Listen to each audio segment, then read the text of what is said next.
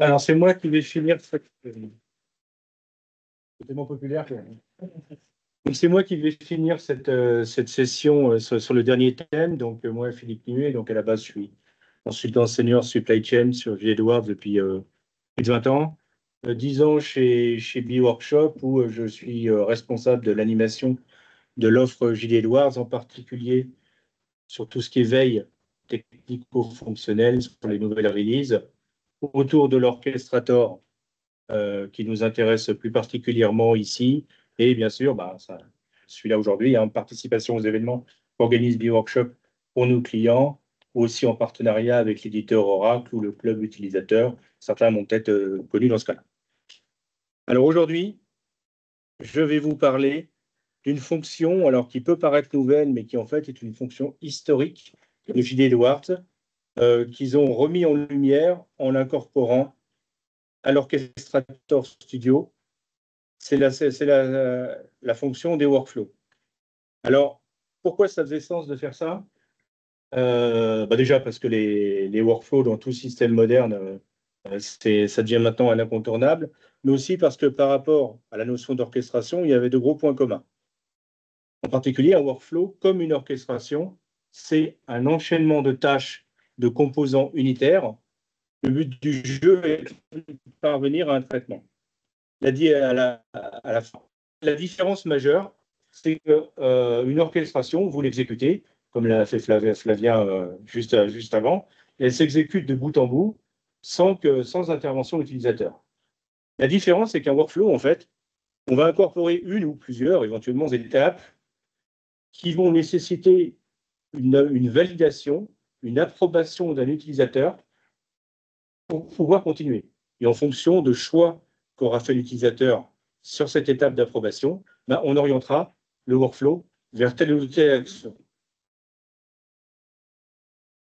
Alors, c'est complètement la définition du workflow est désormais complètement intégrée à l'Orchestrator Studio et avec une interface homme-machine qui est très similaire à ce qu'on peut trouver sur les autres composants d'orchestration et en particulier les Logic Extension dont vient de parler Flavien.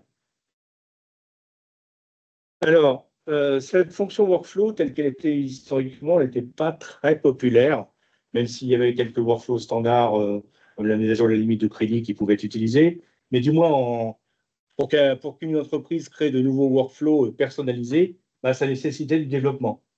À la fois du développement pour appeler le workflow depuis une transaction J.D. Edwards, mais aussi au sein même du workflow, qu'est-ce que en fonction des décisions des approbateurs, qu'est-ce que le workflow va faire, mettre à jour comme données dans J.D. Edwards. Tout ça, c'était forcément du développement. Maintenant, avec l'incorporation de ces fonctions workflow au niveau du studio, ils ont ajouté la dimension Lao No Code de l'orchestrator pour pouvoir s'affranchir de ces étapes de développement classiques en construction et exécution de workflow. Alors, je vous ai mis, quand sont apparues les différentes fonctions, il est possible de démarrer un workflow depuis le composant Logic Extension que Flavien vous a montré. Oui, donc ce qui implique aussi que les workflows ne sont disponibles qu'à partir des tools 9.2.6, n'est-ce pas? Et si c'est démarrable depuis un Logic Extension, comme un Logic Extension dans une orchestration, on peut piloter le lancement d'un workflow depuis l'orchestration. Et symétriquement, au sein d'un workflow, les composants historiques sont toujours là, on va voir. Ils ont la possibilité, au sein d'un workflow, des orchestrations ou des notifications qui vont pouvoir faire les traitements qu'on veut sans devoir faire du code classique, mais simplement par les composants natifs de l'orchestrator. Voilà, alors là, juste rapidement, évidemment, ils doivent quand même, ça a été incorporé au studio, mais ils ont dû conserver la rétrocompatibilité avec les workflows historiques, parce qu'il y a quand même des gens qui l'utilisent, que ce soit les workflows standards ou des workflows qui auraient été créés bien en amont de l'existence de l'orchestrator.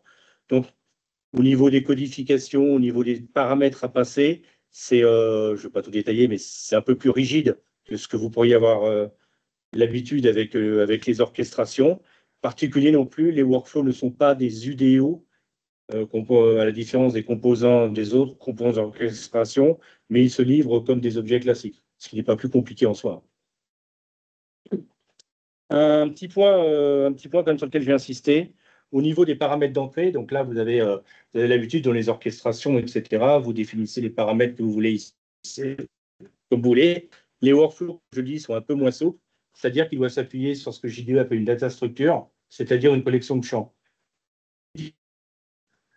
Quand on veut un nouveau workflow, qu'est-ce que j'ai besoin comme données dans ma data structure? Il faut que j'aille voir les data structures JDE existantes pour voir, bah, celle-là, elle pourrait. J'ai un code ANUI, toi, l'article, très bien, etc. Mais bon, ça demande de la recherche, c'est plutôt des tâches techniques, etc., qui ne sont pas à la portée de tout le monde. Du coup, en parallèle de la sortie de la release 24 au mois de novembre dernier, Gilles Edwards Oracle a délivré des data structures génériques où vous avez retrouvé des champs, vous allez avoir 5 champs type nombre, 10 champs type texte, des champs dates, etc., que vous pouvez mapper comme vous voulez après dans les workflows. Et ces deux data structures qu'ils ont données, une pour la clé, l'élément sur lequel s'exécute le workflow, et une autre pour les données additionnelles, bah, tout ce qu'on a besoin de manipuler suivant ce qu'on veut faire au sein du workflow, devrait répondre à plus de 95% des besoins sans avoir nécessité de créer une data structure spécifique pour le cas considéré. Alors, ce sur quoi je vais appuyer ma démonstration, voilà, bah, vous êtes sans doute, pour la plupart d'entre vous, familier, hein, côté commande fournisseur, vous avez un mécanisme d'approbation de commande fournisseur sur montant qui déclenche un workflow avec un approbateur qui reçoit un message, qui se débranche sur la transaction d'approbation des commandes fournisseurs, etc. Et de pas mal de temps, au fil des années, on a eu la question, c'est mais pourquoi il n'y a pas le même mécanisme côté commande client, où il y a une notion de code blocage avec des responsables de code blocage. Il y a une transaction de déblocage, mais il n'y a pas de moyen, il n'y avait pas de moyen natif de voir un mécanisme de workflow où l'utilisateur aurait dans sa boîte, tiens, il faut que tu approuves tel code blocage, etc. Donc, c'est ce qu'on se propose de faire ici avec la nouvelle fonctionnalité. Et en particulier, on va raisonner sur le plus emblématique des codes blocage sur les commandes clients, c'est-à-dire le blocage crédit. Donc concrètement, je vous ai schématisé ici les différentes étapes de construction et d'exécution de ce workflow. Alors tout part évidemment d'une orchestration qui va être appelée à la validation de la commande. Cette orchestration, elle va détecter si la commande en question est bloquée crédit. Il y a un code blocage qui va être créé dans la table des codes blocages, etc. Si c'est le cas, bon, l'orchestration va récupérer un tas d'informations qui vont être nécessaires flow pour donner les informations de décision à l'approbateur. Bon, déjà, elle va récupérer cet approbateur qui dans l'exemple est défini comme le responsable du code blocage dans la définition des codes blocage, et elle va également aller rechercher les données d'encours du client qui vont permettre à l'approbateur de se décider. Et comme on vient de le dire, le dernier point, mais il faut lancer ce workflow. Et c'est le composant Logic Extension, le dernier, vous voyez, le même que vous a parlé Fabien, qui lui permet de faire cette étape de démarrage de workflow. Dans notre workflow, qu'est-ce qu'on trouve? On va s'intéresser à toutes les étapes, mais enfin, parmi les composants qu'on trouve, il y a ce qu'on appelle des composants messages, et entre parler un message d'action. C'est celui qui va être envoyé à l'approbateur, il va recevoir un contenu de message mail, et il va avoir un lien vers une transaction d'approbation, où il va pouvoir dire « j'approuve » ou « je rejette ». D'accord? Via une transaction standard fournie nativement par Gilles Edwards, qui est très basique, il y a juste accept, reject. Il n'est pas impossible de faire ses propres transactions custom si on voulait avoir quelque chose de plus sophistiqué, avec plus d'informations présentées à l'écran, c'est tout à fait possible aussi. Et en fonction de la réponse qu'aura fait l'approbateur, bon, on va s'orienter vers les étapes d'approbation ou de rejet du blocage crédit. Donc là encore, on va pouvoir tirer partie de la puissance de l'orchestrator studio, puisque toutes les actions derrière vont être gérées par les orchestrations. Et en fait, si l'approbateur a validé le déblocage, on a l'orchestration qui va nous appeler la transaction de déblocage prédit qu'on devrait sinon utiliser manuellement dans l'implémentation, dans les implémentations classiques. Et puis, on va informer également l'initiateur de la commande que sa commande a été débloquée en lui envoyant un petit message. Alors, dans les composants historiques workflow, on aurait aussi un message, pas un message d'action cette fois, mais un message d'information, voilà, qui dirait votre commande a été bloquée, etc. Moi, j'ai fait le choix ici dans cette démo. Vous savez, dans les orchestrations, on peut appeler des composants de type message, qui font grosso modo la même chose, qui vont envoyer un mail à quelqu'un. Mais surtout, ce qui permet, c'est d'avoir du texte enrichi, avec du gras, du couleur, etc. Ce que ne permet pas encore les messages de workflow, qui, vous voyez, sont relativement basiques. Mais Oracle l'a mis dans sa roadmap, donc ça devrait arriver prochainement. Également, arrivé, avec l'orchestrator, vous avez peut-être connaissance d'une transaction qui s'appelle l'orchestrator monitor, qui permet, depuis JDE, une console, qui permet de voir l'exécution des orchestrations. Ils ont fourni une transaction similaire, le workflow monitor, qui permet de voir où on est dans le workflow, en particulier, entre autres, quand l'approbateur n'a pas répondu. Et après, quelles sont les étapes et combien de temps ça a duré, etc., qui ont mené le workflow de son début à sa conclusion. Alors, je vais aller sur Gilles Edwards, donc je vais me déconnecter pour aller sur mon compte.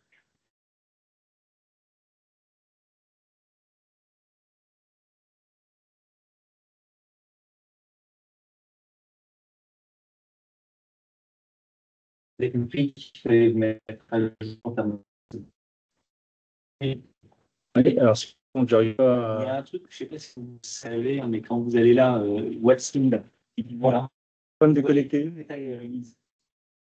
C'est bête, du coup.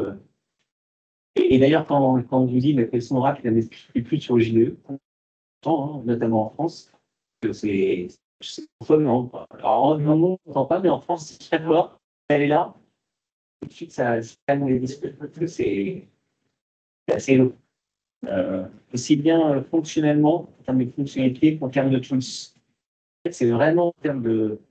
C'est là où il y a énormément d'avancées, c'est vraiment sur la partie technologie, via voilà, workflow, logic extension, orchestration.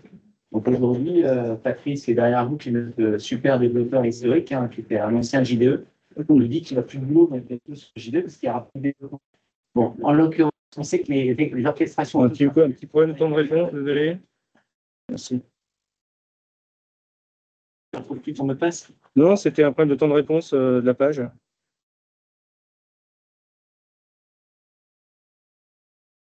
Ouais. Là, je suis sur le poste de Flavien, donc je peux lui donner mon mot de passe.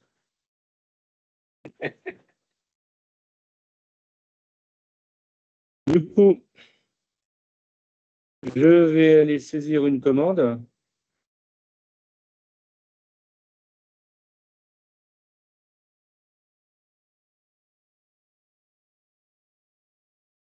Donc, j'ai choisi un client exprès, donc je suis sûr qu'avec l'encours qu'il a, je n'aurai pas de problème pour être bloqué.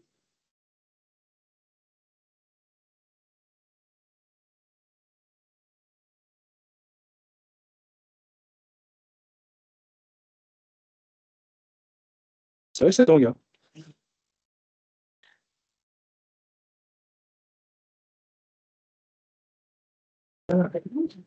Je saisis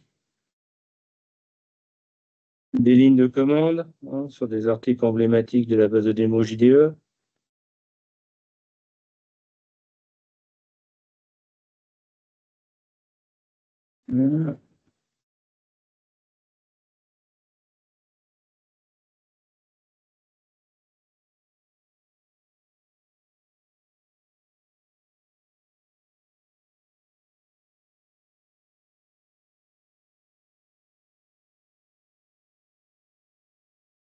On voit que ma commande est bloquée C1.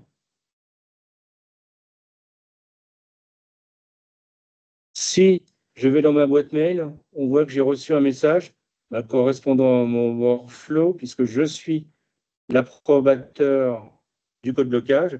Donc, j'ai reçu un message qui me donne les paramètres d'encours du client et sa limite de crédit. Et j'ai un lien hypertexte vers la transaction d'approbation workflow. C'est un mail, vous pouvez aussi l'avoir dans le Work Center de la N8 si vous l'avez paramétré ainsi.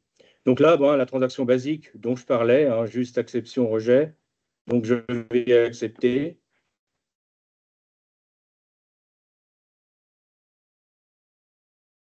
Vous avez vu que c'était 11h58, c'est pas un mail qui date de ce matin. Voilà, bon, il a été presque plus vite que j'aurais voulu. Si je reviens sur ma...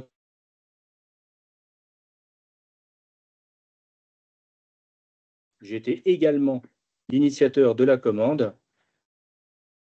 Eh bien, j'ai reçu un message me disant que la commande avait été débloquée par l'approbateur, éventuellement avec un lien hypertexte pour revenir sur la consultation de la commande en question. Et ça, par exemple, c'est combien de temps pour mettre en place ce workflow Ça se chiffre en heures. Hein. Vraiment, test compris, une demi-journée.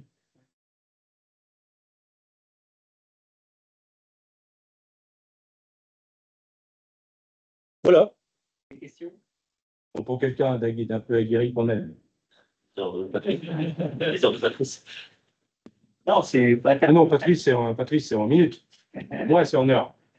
Non, ce qui est vrai, c'est qu'il n'y a plus de code. Vous avez compris. Voilà. C'est du cliquer souris. Il faut avoir quand même un peu la logique et la formation. Mais on utilise de moins en moins les compétences pures développement. C'est plus du métier. Ça. Et surtout, ils ont levé le frein de l'utilisation de ces workflows qui avait fait qu'elle avait périclité. C'est que, voilà, là, c'est du développement, c'est un workflow complètement no-code. Modulo à un niveau de tools relativement élevé, donc postérieur à 9.2.6, qui sont les tools d'il y a 2 ans. Dernier point, si j'ai encore 30 secondes. Voilà, les tools 9.2.8.2 viennent de sortir au mois de mai. Et les tools 9.2.8.3 seront attendus probablement pour fin d'été, la rentrée. Il y a une preview d'Oracle sur ces tools 9.2.8.3. Il va y avoir une évolution des orchestrations qui vont pouvoir permettre un nouveau composant qui va pouvoir vous permettre de mettre en pause des orchestrations et de les relancer par une action au sein d'un message qui aura été envoyé dans l'orchestration. Donc, ça semble sous-entendre que les deux fonctions vont merger entre l'orchestrator et le workflow historique qui est intégré au sein du studio. À suivre. Merci beaucoup. Est-ce qu'il y a des questions? Même si on est short, c'est bon. Merci à tous. Et à distance, j'espère que c'était clair et audible.